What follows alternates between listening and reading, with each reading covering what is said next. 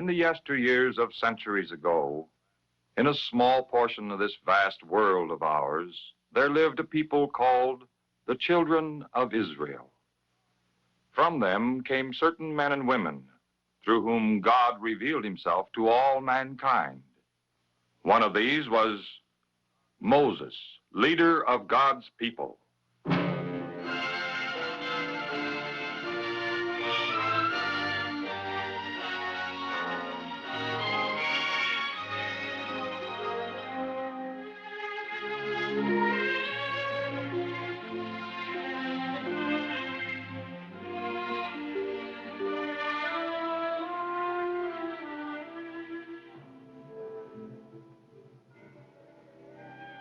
For 400 years, the Israelites had lived as slaves in the land of Egypt. But under the leadership of Moses, God had brought them safely out of this country, through the Red Sea, and into the wilderness of sin. Once in the wilderness, there were many troubles: the desert heat, the weariness, the complaints. For there was no food in the desert, and the people were hungry. But Moses knew that God would supply their needs even in the wilderness. And God did. Every day he sent manna for the Israelites to eat. It covered the ground every morning like white frost. One evening he also sent quails, so the people had both meat and bread to eat on their journey. But before long the people had a new complaint, and they turned against Moses in anger. Why did you bring us out of Egypt? To kill us and our children and our cattle with thirst? Give us water. We need water. Do you want us all to die of thirst?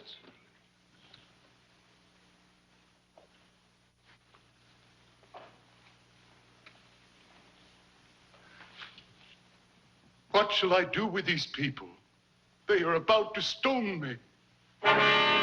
Then the Lord commanded Moses to take his rod and strike it against a rock.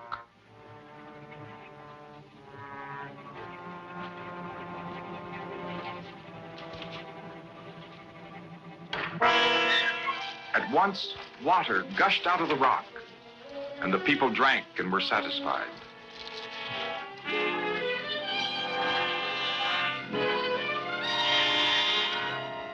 And so they journeyed on in the wilderness until they came to the place where Moses had lived as a shepherd and where he had heard the Lord speaking to him from the burning bush. There, Jethro, the father-in-law of Moses, came out to meet him, and Moses welcomed Jethro with joy. The next day, Jethro watched while Moses sat to judge the people from morning till evening, settling every kind of quarrel and complaint. And Jethro told Moses that he was making a mistake. This is too much for you and also the people. Why don't you choose able men and make them judges over the people? Let them help you. And so Moses decided to do as his father-in-law had suggested, setting judges over the people. But judges were not enough. The Israelites needed laws to guide and govern them, and above all, pure and dedicated hearts. So when the Israelites reached Mount Sinai and camped at the foot of the mount, Moses brought the people out of the camp to meet God. And Mount Sinai was wrapped in smoke because the Lord descended upon it.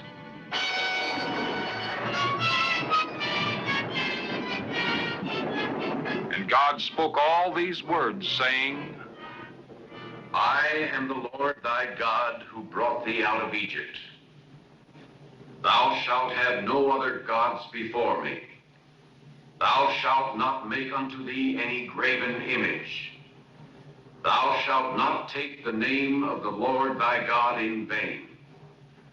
Remember the Sabbath to keep it holy. Honor thy father and thy mother. Thou shalt not kill. Thou shalt not commit adultery. Thou shalt not steal. Thou shalt not bear false witness against thy neighbor. Thou shalt not covet.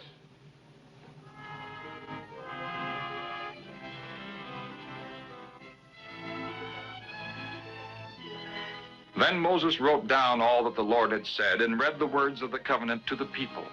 And he took half of the blood of the sacrifices and poured it against the altar and the other half he sprinkled on the people and said, "This is the blood of the covenant, which the Lord had made on the basis of all he has said." After that, God called Moses up unto Mount Sinai to give him the laws according to which God's people were to live. 40 days and 40 nights Moses stayed on the mount.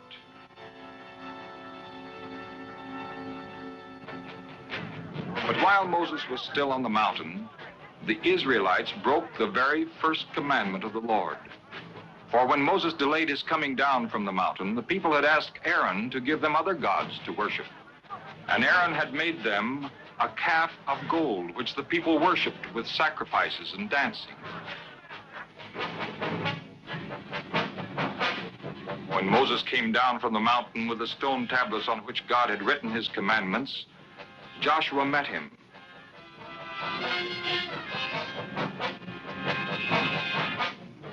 As they came near the camp, they heard the noise of the merrymaking.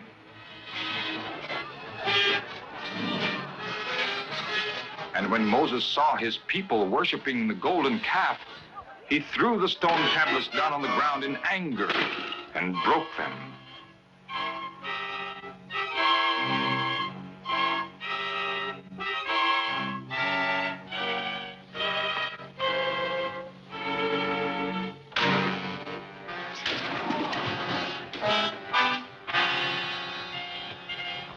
What have these people done to you that you should bring such a great sin upon them?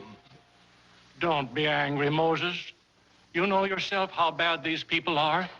They said to me, "Make us a God who will lead us." As for Moses, the man who brought us up out of the land of Egypt, we don't know what has happened to him. So I said to them, "Let anyone who has gold jewelry take it off." And they gave it to me. I threw it into the fire, and out of it came this calf. Who is on the Lord's side? Let him come over to me.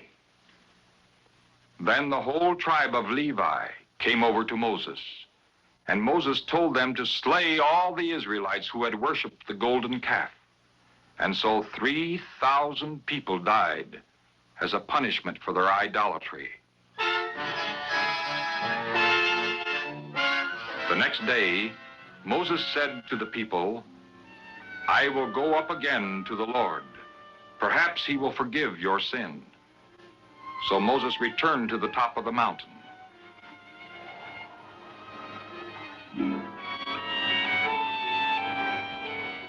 Oh, these people have done a great wrong.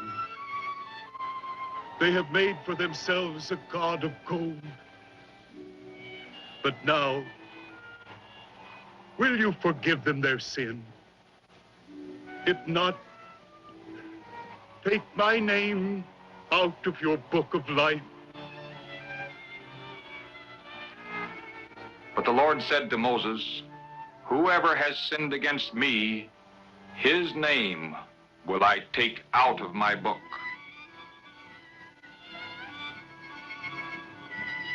And afterwards, the Lord told Moses to cut 2 tablets of stone like the first ones. And he wrote on the tablets the words that were on the first tablets, which Moses had broken. And when Aaron and all the people saw Moses, the skin of his face was shining brightly, and they were afraid to come near him. But Moses called to them, and when they came near, he repeated the commandments of the Lord.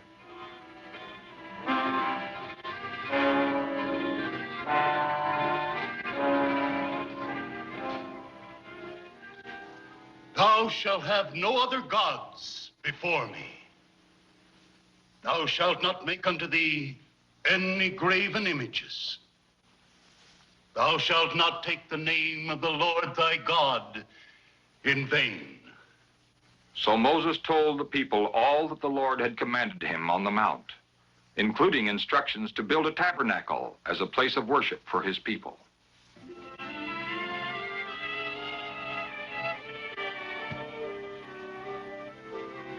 The people obeyed the Lord's command and gladly brought their gifts: gold, jewelry, fine linen and skins, and silver and bronze for building a tabernacle to the Lord.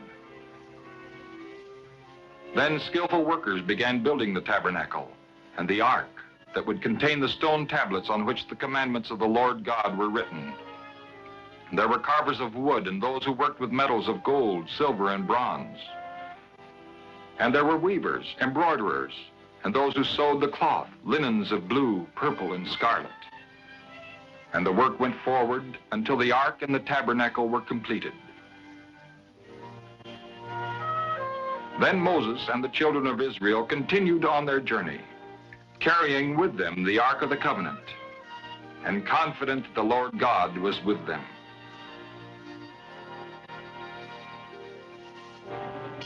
Later, as they came near the promised land of Canaan, Moses sent 12 scouts to explore the land.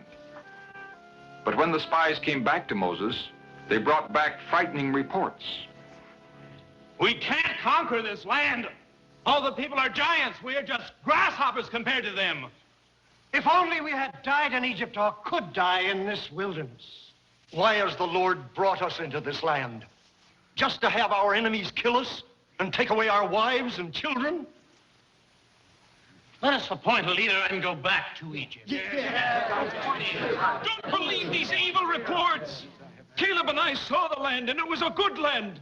A land that flowed with milk and honey. If the Lord is pleased with us, he will bring us into this land and give it to us, for God is with us. No, he doesn't know what he's talking about.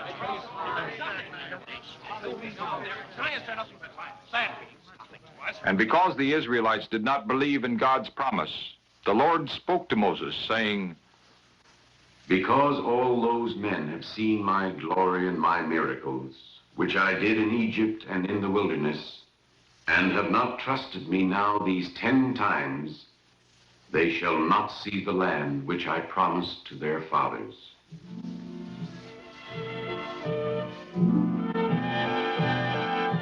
And so the children of Israel were made to wander in the wilderness 40 years. On and on they wandered, and the way was long, and again they complained. So one day God sent poisonous snakes to punish the Israelites.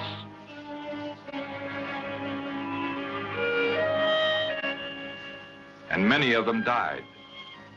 Then the people repented and went to Moses. We have sinned, for we have spoken against the Lord and against you. Pray to the Lord to take these snakes away from us, we beg you.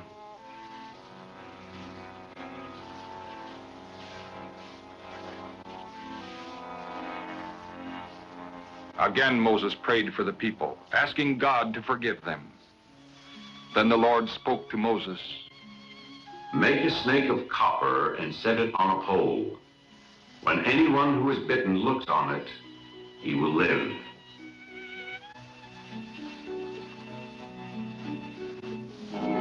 Moses did what the Lord told him, and those who had been bitten and looked upon the copper snake stayed alive. So once again the people of Israel saw how the Lord was able to save them.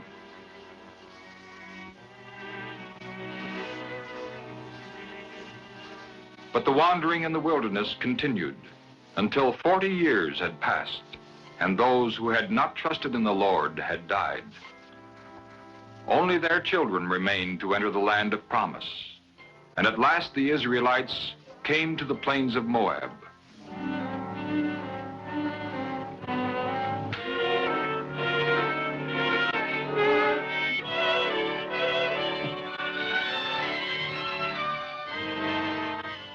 You have seen all that the Lord did for you during the 40 years in the wilderness. Therefore, keep the commandments and do them. And the Lord your God will raise up a prophet for you, who will be one of you, an Israelite like myself.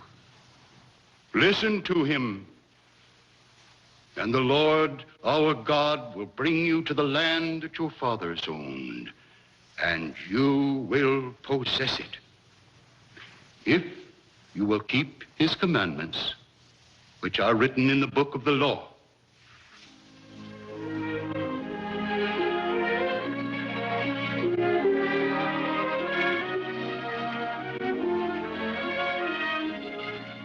Then Moses left the people and he climbed the mountain of Nebo to the peak that overlooked the promised land. From here, he saw all the land of Canaan.